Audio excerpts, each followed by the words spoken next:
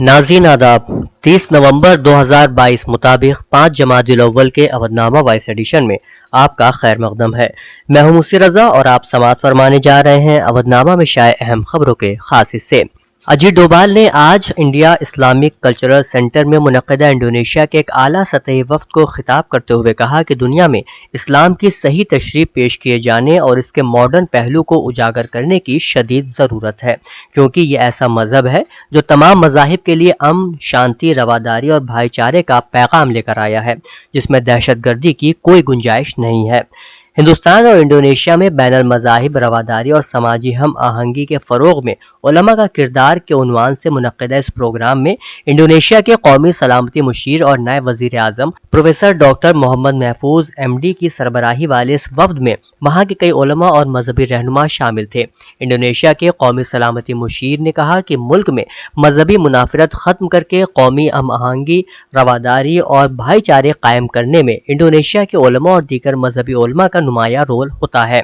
यहाँ तक कि कोविड-19 की आफत से निपटने में भी मुल्क के उलमा और मजहबी रहनुमाओं ने अहम रोल अदा किया है। डिजिटल दौर में मजीद एक कदम आगे बढ़ाते हुए RBI ने डिजिटल करेंसी के लिए हालात साजगार बनाने का फैसला किया है।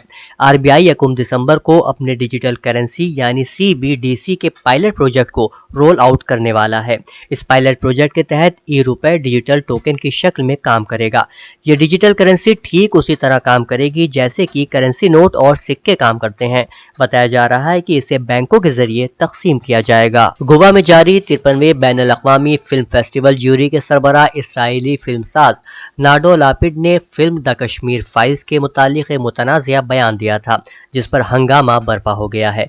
ज्यूरी के सरबराह ने फिल्म की मजम्मत करते हुए कहा था कि इस बात पर हैरान है कि फिल्म ने नेशनल अवार्ड हासिल कर लिया। हिंदुस्तान में इसराइल के सफीर नोर गिलेन ने फौरी तौर पर नाडो लापिड के बयानात के खिलाफ सख्त रद्द-ए-अमल जाहिर करते हुए ये दावा किया कि उन्होंने हिंदुस्तानी फिल्म फेस्टिवल में उनकी दावत का गलत इस्तेमाल किया है। कर्नाटक पुलिस ने मंगल के रोज बंगलुरु के वीवीपुरम महल्ले में सुब्रमण्येश्वर मंदिर में मुस्लिम ताजिरों को कारोबार करने की इजाजत देने के फैसले के खिलाफ एहतजाज करने की धमकी देने पर कई हिंदू कारकुनों को हिरासत में लिया है। रिपोर्ट के मुताबिक बेंगलुरु में हनुमान नगर पुलिस ने हिंदू तंजीम राष्ट्र रक्षा पार्टी के पुनीत केरे हली समेत 3 कारकुनों को एहतियाती तहवील में ले लिया है। आतिशज़दगी में जान और माल के नुकसान को कम करने और इस हवाले से मजीद एहतियात का मुजाहरा करने पर जोर देते हुए उत्तर प्रदेश के वजीर आला योगी आदित्यनाथ ने कहा कि फायर फाइटिंग यूनिट सभी जरूरी आलात समेत कम से कम वक्त में मौके वारदात पर पहुंचने की कोशिश करें। उन्होंने मंगल को अफसरान को हिदायत देते हुए कहा कि रियासत के सभी सरकारी और प्राइवेट अस्पतालों, होटलों, कारोबारी इदारों, अपार्टमेंट, प्राइवेट और सरकारी तालीमी इदारों वगैरह में फायर सेफ्टी के पुख्ता इंतजाम किए जाएं। साथ ही फायर सेफ्टी इंतजाम की बराबर बारीकी से जांच भी की जाए। प्रिंसिपल सेक्रेटरी दाखिला संजय प्रसाद ने बताया कि police inspector general fire service से यह भी तवक्को की गई है कि वो हुकूमत की तरजीहात के ज़िम्न में अब तक हुई कार्रवाई की समरी पेश करेंगे। प्रगतिशील समाजवादी पार्टी के रियासती सदर आदित्य यादव अंकुर ने प्रगतिशील समाजवादी पार्टी के सरबराह शिवपाल सिंह यादव की सिक्योरिटी को कम करने पर बीजेपी पर सख्त तबसरा किया है। उन्होंने कहा कि SP सदर अखिलेश यादव और शिवपाल सिंह के एक प्लेटफॉर्म पर होने की वजह से कारकुनों का जोश बढ़ गया है, लेकिन बीजेपी उससे खौफजदा नजर आ रही है। आदित्य यादव ने जसवंत नगर में मीडिया से बात करते हुए कहा कि ये कोई गैर मुतवक्की चीज नहीं है। बीजेपी के कहने पर इंतजामिया पार्टी कारकुनों को मुसलसल हरासा कर रही है। बीजेपी में शामिल होने वाले प्रसपा लीडर 3 नस्लों से सोशलिस्ट हैं। बीजेपी उन्हें हरासा कर रही थी। मुमकिन है कि वो अपने दिफा की वजह से बीजेपी के साथ चले गए हों, लेकिन वो दिल से हमारे ही साथ हैं। उन्होंने दावा किया कि मैनपुरी लोकसभा जिमनी इंतखाब में डिंपल यादव रिकॉर्ड वोटों से जीतेंगी। उत्तर प्रदेश के नायब वजीर आला ब्रजेश पाठक ने रियासत की 1 लोकसभा और 2 असेंबली सीटों पर हो रहे जिमनी इलेक्शन में बीजेपी की जीत का दावा करते हुए कहा कि रामपुर को सनअती शहर के तौर पर फरोग दिया जाएगा। उन्होंने मंगल को यहां कहा कि बीजेपी तीनों सीटें जीत रही है और सनअत के नाम पर रामपुर नंबर 1 होगा। रामपुर में बनने वाले प्रोडक्ट्स को प्रमोट किया जाएगा और यहाँ के वायलन को भी बढ़ावा दिया जाएगा। उन्होंने कहा कि बीजेपी में मुस्लिम समेत सभी तबकात के लोगों का एहतराम है। उन्होंने कहा कि PSP के सरबराह शिवपाल सिंह यादव के मामले حوالے میں چل رہی جانچ سے بی جے پی کا کوئی تعلق نہیں ہے۔ مسٹر پاٹھک نے کہا کہ پارٹی میں قانون توڑنے والا ایک بھی شخص ملے گا تو یہ ہمارا دعویٰ ہے کہ اس کے خلاف ایسی کارروائی ہوگی کہ اس کی پشتیں یاد رکھیں گی۔ اتر پردیش میں 1 لوک سبھا اور 2 اسمبلی سیٹوں پر ہو رہے ضمنی الیکشن میں گھپلے بازی کے شبہات کا اظہار کرتے ہوئے سماجوادی پارٹی کے صدر اکھلیش یادو نے کہا کہ افسران بی جے پی کے لیڈروں کے ساتھ مل کر الیکشن کو متاثر کرنے کی حکمت عملی بنا رہے ہیں۔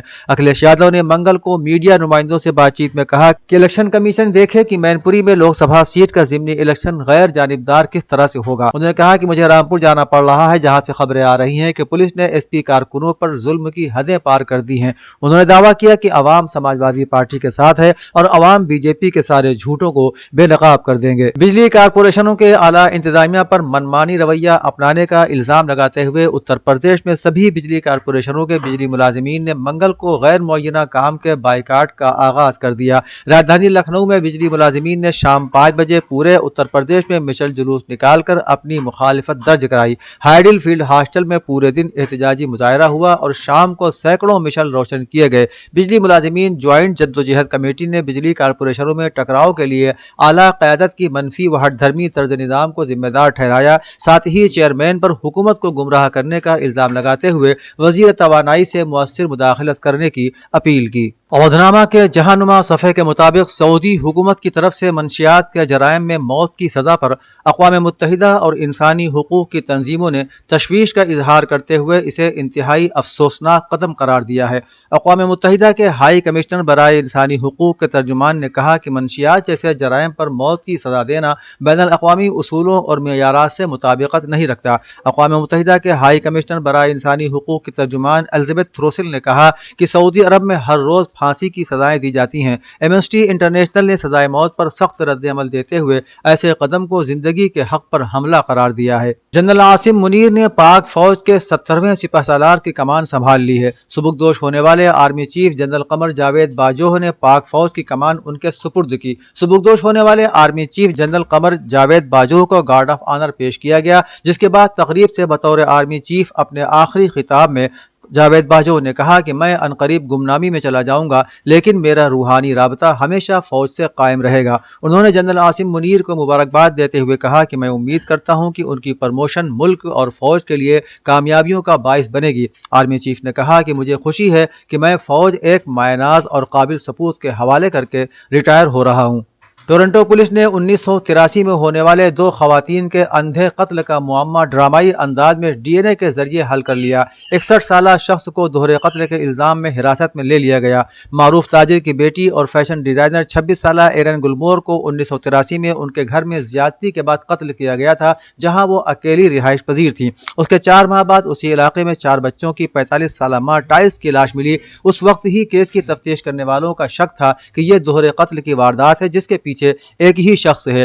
تاہم خواتین کے اس اندھے قتل کا کوئی سراغ نہیں مل سکا تھا۔ برسوں کی تلاش اور تفتیش کے بعد ٹورنٹو پولیس بالآخر اس قاتل تک پہنچنے میں کامیاب ہو گئی جس نے 40 سال پہلے دوہرا قتل کیا تھا۔ لندن کے شمالی مضافات میں دھماکے کی بھیانک آواز سنائی دی ہے۔ عینی شاہدوں کے مطابق اس کے بعد آسمان دھوئیں سے بھر گیا۔ رپورٹ کے مطابق یہ دھماکہ ازلنگٹن علاقے کے قریب ہوا ہے اور بہت سے لوگوں نے کہا ہے کہ دھماکے کے موقع پر تیز روشنی بھی دیکھی گئی۔ بعض افراد کا کہنا ہے کہ جیسے بجلی گری ہو، لیکن علاقے کے رہنے والوں کو کہنا ہے کہ دھماکے کی آواز ایسی کسی بھی چیز سے کہیں زیادہ اونچی تھی۔ لندن فائر بریگیڈ کے ایک ترجمان نے بتایا ہے کہ اس واقعے کی مختلف وجوہات پیش کی جا رہی ہیں، من جملہ شہاب ثاقب کا ٹکرانا بھی۔